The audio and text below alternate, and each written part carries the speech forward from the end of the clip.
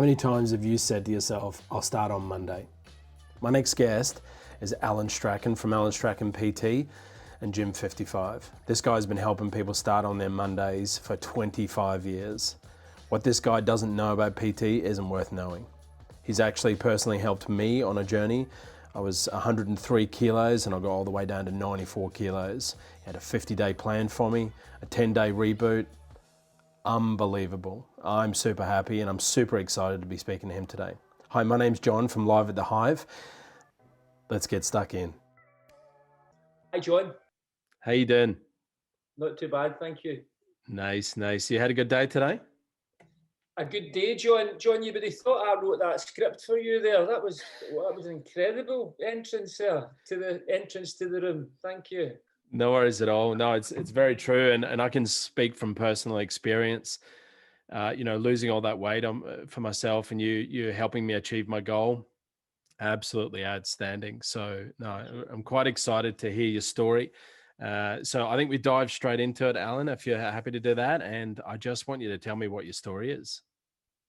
Okay, so you mean for when I started PTing? Is that the question? Yeah, just your business.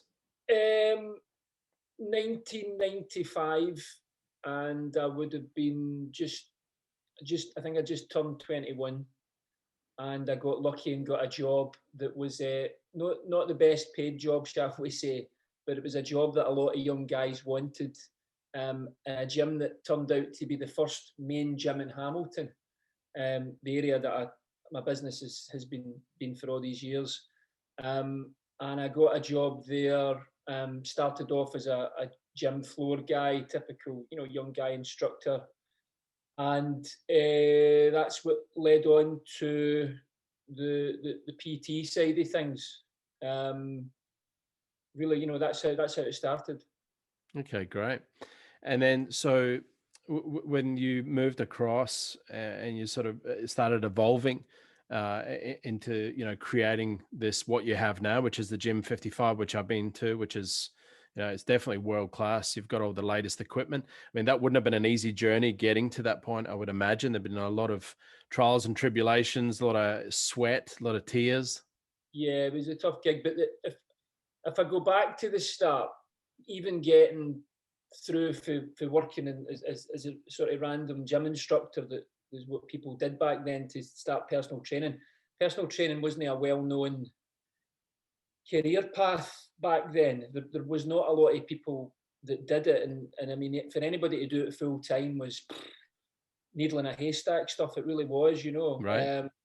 I get quite lucky where I was always into my fitness. I always, I took a lot of pride in strength training back then, and cardio training, and I was reading a lot of magazines that were the American magazines, and really good magazines that were coming up for London at the time. One of them was called Ultra Fit, which no longer you can't get that magazine anymore, and it was like the elite athletes of the UK. It would have been top world class sprinters, strength guys, gymnasts. It was a mixture of things, and I was watching and I was reading these really great bits of information. And what struck me was the there was no guys doing one-to-one stuff, and I can remember being like, wow, let me look into this. And then you obviously, working in the gym floor, especially back then, you weren't on a good hourly rate, shall we say. So in terms of moving forward, at some point you're going to have to, or you're not going to stay in that job. So you have to create something. So I was lucky enough that I seen a path for one-to-one PT, and lucky enough I put it into practice in the club I was working for. I had a boss that was always happy to make extra money, as any good business person would, and I managed to kind of talk her into allowing me to speak to a lot of the members and see if they would be interested in doing 1 hour sessions. So arguably, one block of 10 sessions, an hour a session, and they pay a fee. I mean, even back then, the initial fee that we charged was £60 for 10 sessions. So I mean, it was You were Wow. tiptoeing with the idea, you know, to actually even ask for, you know, what you would ask for now. Back then, people would have took a heart attack, you know. But what it did do was it got me really busy, really, really busy, you know. But I mean, it wasn't about the money at the start, if that makes sense. It was about building up and getting the experience, and then after a period of time, then you could get, you know, you built a good bond with your clients, and they could see that this was a necessity for them, to have accountability and somebody designing a program for them, and, you know, helping them with, at the time, simple bits of information with nutrition. You know, I certainly didn't get sharper on nutrition for you know, about 4 or 5 years later, but I had enough about me at the time to kind of design simple programs that worked and were effective, and that's how it worked. You know, it just built for there, and you know, as I say, it's led on to what's been led on now. You know, 25 years later. So it was a case of really stepping outside the box, and that's where you would have had your business mind engaged, and then you would have moved forward and said, right, well, I've got to do something different here. Like you're saying, you know, working at a gym, you're almost like a security guard or something like that, just sort of walking around cleaning stuff, I would imagine. And then you've sort Absolutely. of decided to step out of that, and it's like, what can I do here? You know, you don't seem like the sort of guy who likes to sit on his hands and just get by. You seem No, like, you know, it was frustrating. I used to go to, I used to train in a gym in Motherwell. I never actually trained in the gym that I worked at. I trained in a gym in Motherwell called the Aquatech, which I think's still there to this day. It's been there a long time. okay. And the guy that was the gym instructor there was a wee bit older than me. And I can always remember just, he was a good guy, you know, but there was no energy off him. He would be sitting. Do you remember Neighbours, the TV show Neighbours? I think it's still Yeah. on. And this guy would be standing every time, because I used to go on at the time Neighbours was on. So I would go in, and this guy's name was Willie. This would be funny if he was watching this. And Willie would be standing just watching Neighbours. And a great guy to chat to, but to him, the job was a brilliant job because it was an easy number. And I can remember being like, wow, this is, I can't, I could not do that, you know. And I would say to him, what do you do with your shit? What else are you doing? He was literally happy to do a couple of inductions, clean the kit, watch Neighbours, you know, young guy, chat up with girls, blah, blah, blah, blah, blah. For me, that wasn't in my bag. So And I watching a bit of Harold Bishop on Neighbours wasn't your thing. Harold Bishop, absolutely. That's hilarious, right? Mrs. So Mangle and Harold Bishop.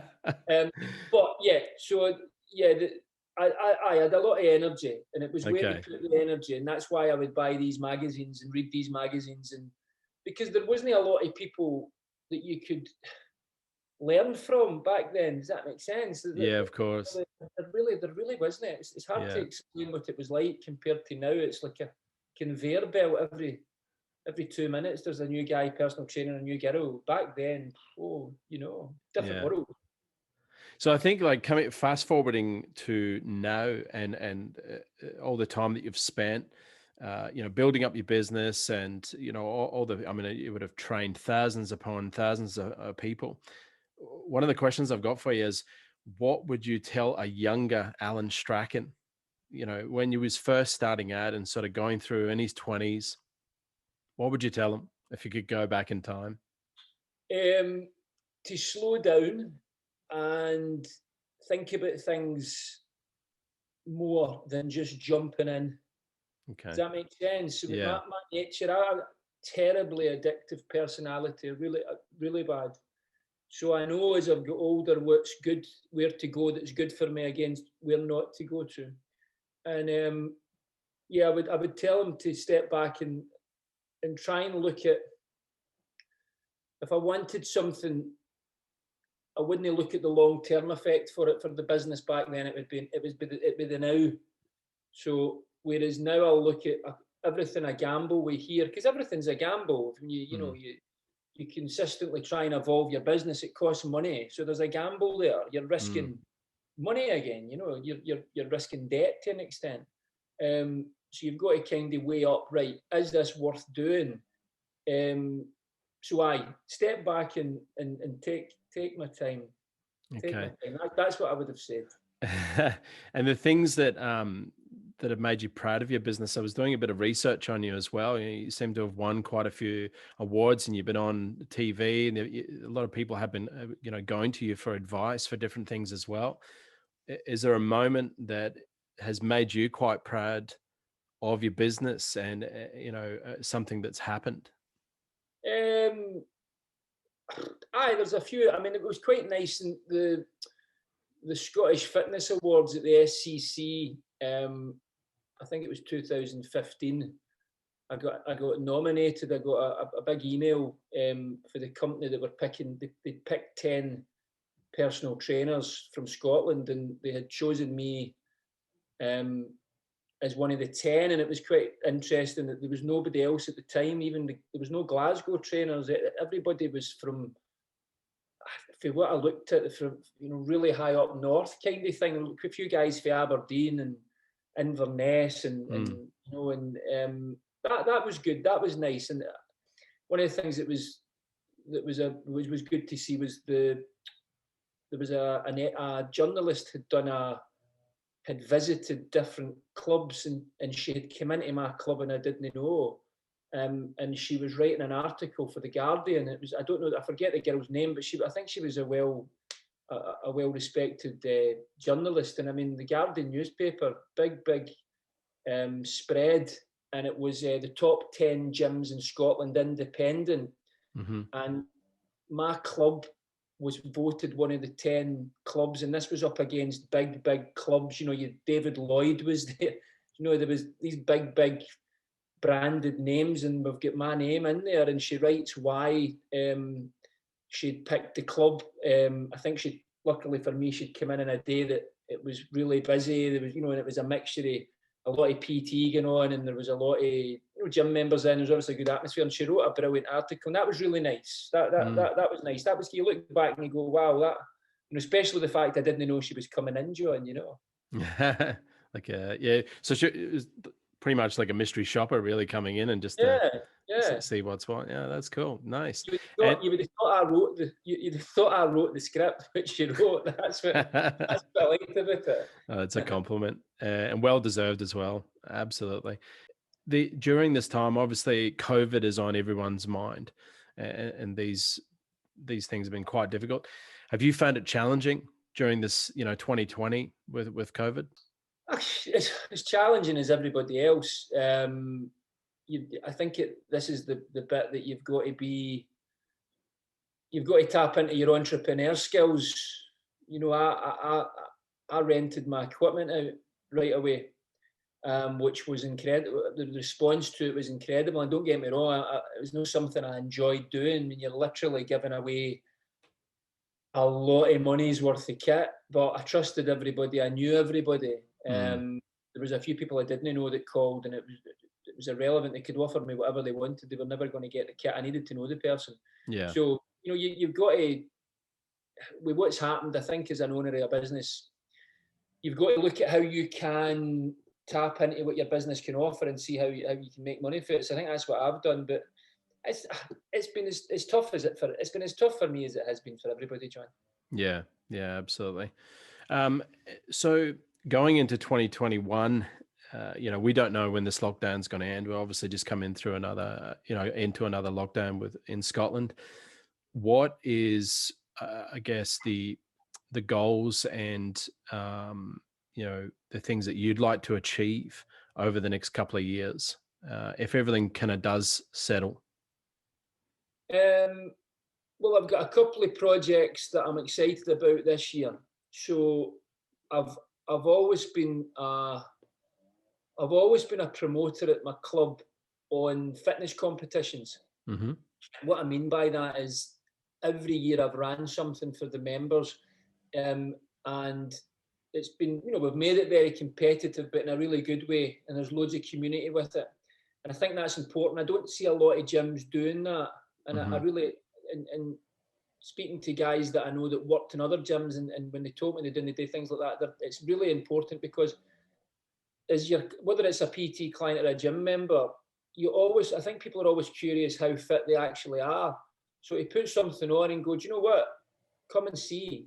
and you're up against other people. There's great atmosphere. I usually do it that we put people into teams, but in sorry, in relation to your question, I've got big plans this year. I've been working on something for a couple of years called the 55 Games, and having been myself somebody that goes actively and enters competitions that I've done for years down in England, various fitness and functional competitions. I've seen I believe there's a market to attack that model in Scotland. And we've got the facilities here. We've got a really good level of fitness member, and mentally they're really into what they're doing, which is brilliant. It creates great energy. So we've got a base of people that tag into bringing other clubs, if that makes sense. So let me get an understanding of this. You say it's like because they have the National Fitness Games, the CrossFit Games, is kind of like that idea, but in Scotland. So the National Fitness Games, I've done 5 of them now. So wow. when I enter it, I'm going doing watching as well. I'm trying to learn as much as I can, and the brain's really ticking over. So something like that. Yeah. So that's a big goal. Also, I'm going to be involved in something called Ready for Life that I'm excited about, with a good friend of mine, Derek Crawford, and our plan is to take small groups of people and put them in a 50-day program, right.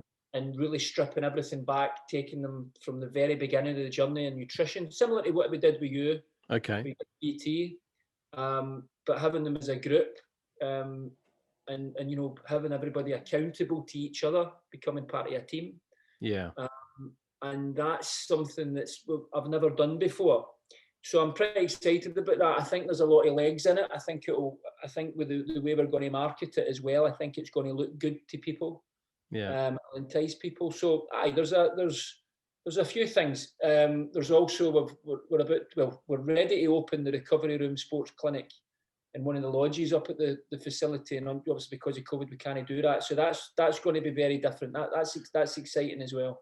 Sorry, what's the recovery room? What does that entail? The club, the Gym 55 is part of a facility. A lot of people don't realise that. We have a spa as well called Park West, and we've got oak lodges as well, really nice oak lodges. And in one of the lodges, we've put in rehabilitation equipment, sports massage, there's lymphatic trousers, there's ice compression trousers, there's things that you might never have seen before, but it's basically to aid in recovery for any athlete, whether it's an athlete or a gym member. And it's great gear. The room looks brilliant. It's really homely. So that's ready to go as well. Nice. Those pants that you're talking about, I think I may have used those in Australia. I remember snowboarding, and we had one of the guys who came on the trip with us. He was a pro athlete. Did triathlons and different things, but he had these they're like pressure pants. You put them on, and they compress. Is that the type of thing? Right. Cool. Yeah. So we've got that as well. So and answer your question, we've got there's a good few things. Hopefully, we're ready to attack in 2021. So it's pretty That's exciting. Yeah. Cool. Next question I wanted to ask was about a podcast or any motivational book that has influenced you in your business and something that stuck with you over the years. The book I read would have been, I timed it well because I needed to read the book at this particular time because I was probably turning 30. And the book's called The Elephant and the Twig. And it had a strange front cover where you have a baby elephant that's tied to a big thick tree. I think the owners went into the cafe for a poppadom or a curry tea or something, So the baby elephant, you can see, is attempting with all its might to get off the leash of the tree. We know it's never going to happen. And if you turn to the back of the book, it's now a fully grown elephant, and it's been tied to a piece of string on a twig, and the elephant is completely institutionalized. It's just there. The elephant doesn't believe it can move. And the reason I read the book is because at the time, I'm probably at this stage about nearly 10 years into my career, and I'd built up a good business, dare I say. I was working within probably up to 4 different health clubs where I would just pay them rent, go in. I might have, I don't know, 7, 8 clients in the one club, do that, jump the car. So you would be paying 50, 60 pound a month for a membership times 4, if you like. That was the outgoings of the business, bar your petrol. It was great in that respect, but that's what you did back then. But for me, I was working really hard. The problem was, you might want to book me at 6 o'clock at night, and another 2 people might want to book me at 6 o'clock at night. This happened all the time. Somebody want to book me at 4 o'clock in the afternoon. There's another 3 people want to book me at 4 o'clock in the afternoon. etc. 6 in the morning, there was always 5 people.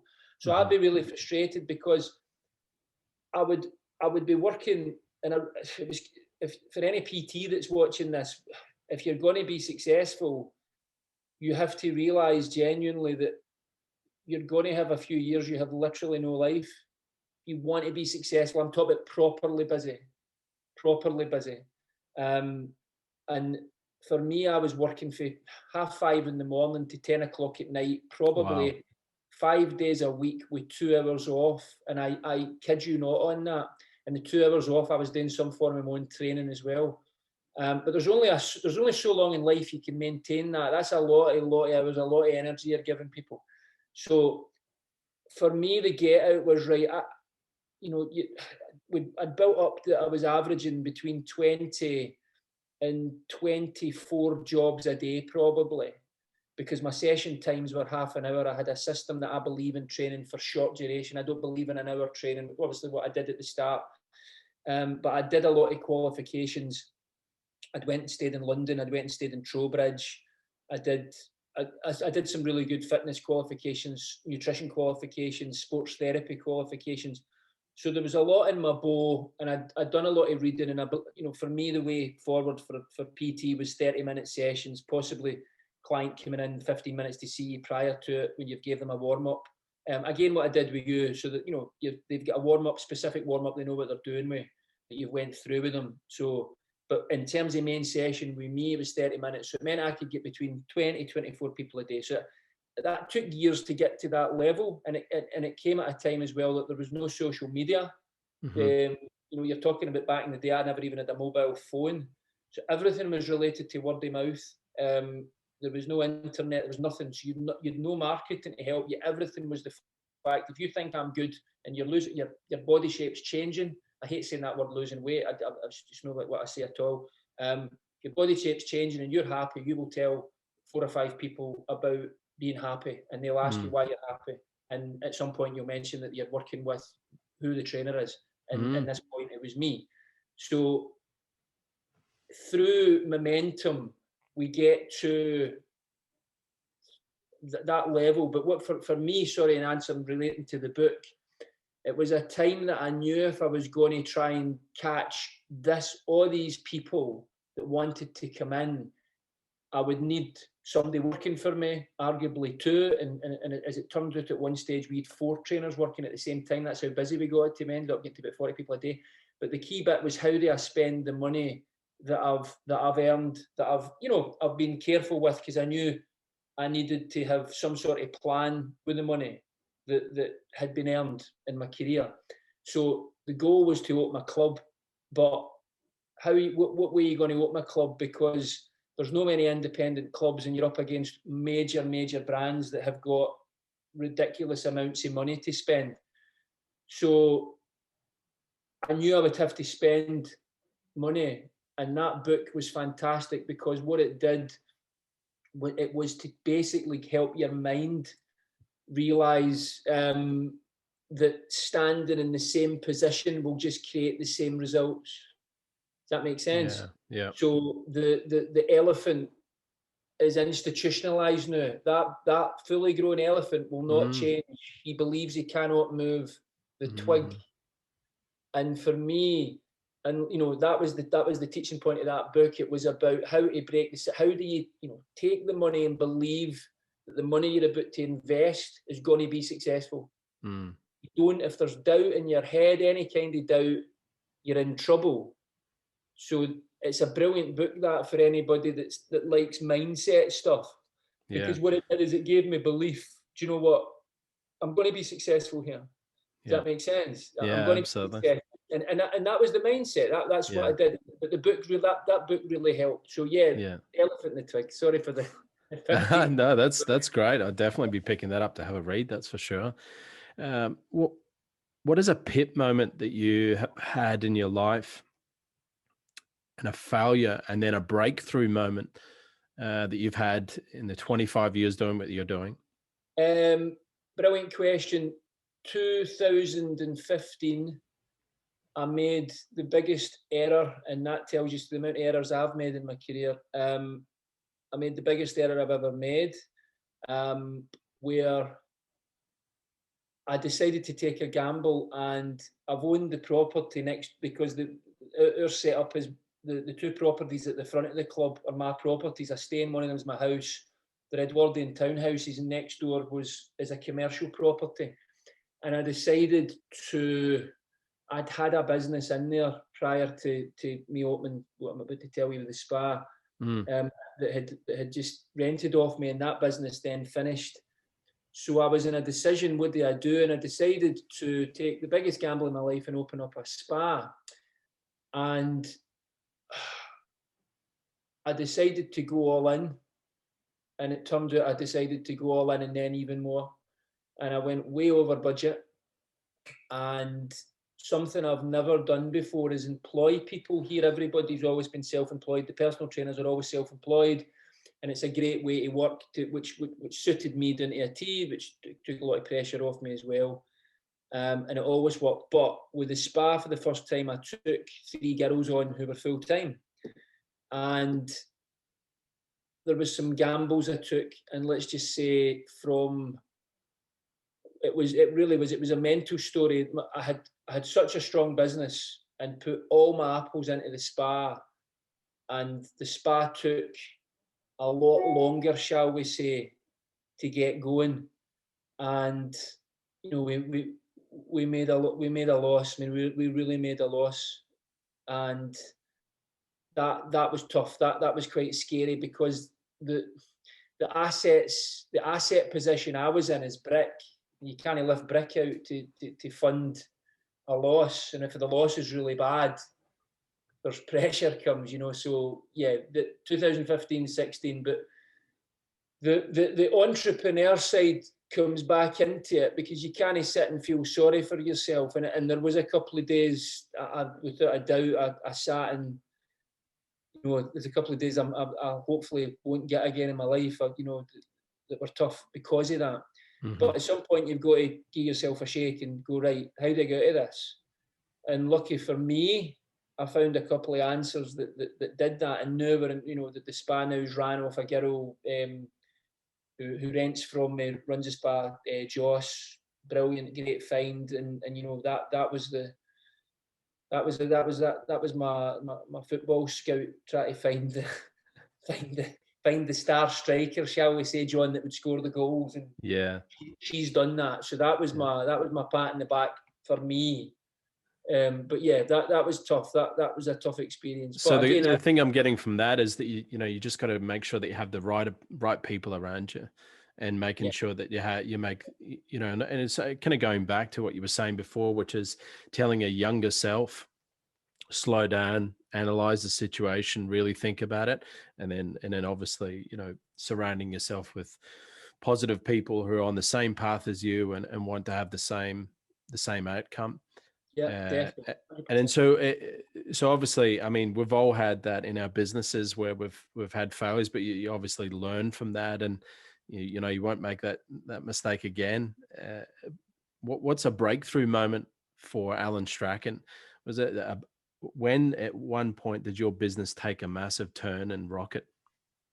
2010, when the big gamble was in 2007.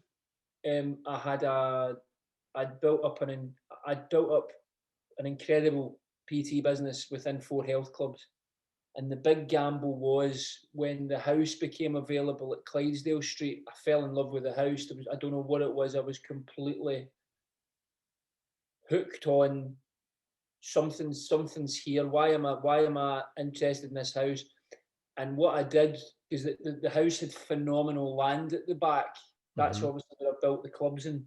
Remember that the house next door, it was residential at the time. There was a neighbours lived there. It was a couple that had lived there for 7 years. So the big gamble for me was to leave the health clubs, leave a,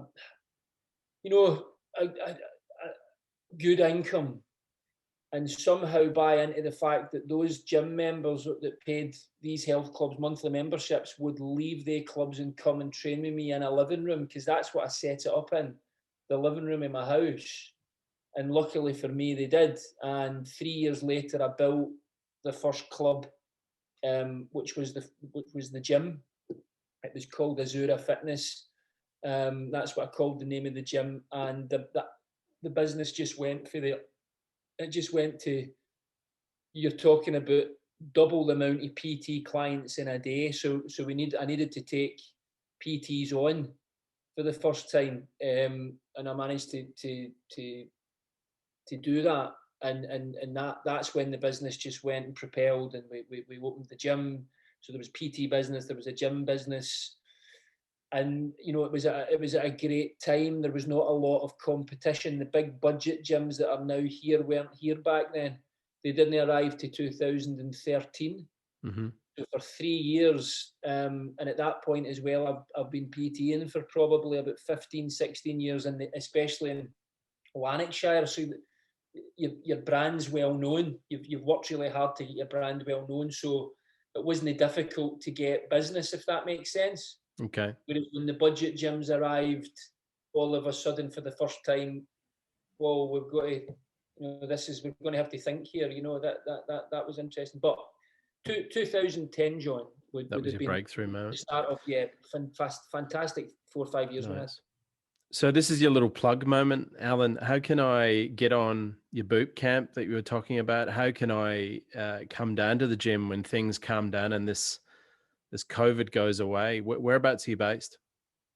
So I'm based in Clydesdale Street, 55 Clydesdale Street, just off the Hamilton West train station, right across the road to Sainsbury's Retail Park. And you can find us with a website, gym55.co.uk, and we've got an Instagram page, gym55_Hamilton, and Alan Strachan Personal Training has a Facebook page as well. So there's information how you can get to us, and with the Instagram, I always like Instagram, John, because the videos look really good on Instagram. The quality of them, I always find they're better than Facebook. So you can find us on that. Is that would that be one of your recommendations for all the platforms that you use and all the different things that you use? Is Instagram is where you get your most for your business? I'm still word of mouth, John. I'm Mm, still word of mouth. I find social media, I don't find it's okay. People yeah. can see what you're doing, but in terms of the majority of business that I get is people phoning that's heard good things about the business in the past off somebody else. Yeah. So, but again, everybody's different about their businesses. Social media is massive for it. Yeah, absolutely. Alan, I really appreciate you taking the time out on your Sunday to speak to me today. Again, I'll definitely be coming down to the gym, and what you've done for me to change my life has been something else. It's had a ripple effect through into my family as well. We've started eating more clean and better as well. So I can't thank you enough. But yeah, thanks very much for your time. And guys, make sure you subscribe to the channel, and we'll have lots more updates coming soon. Thanks, Alan. Thank you, John.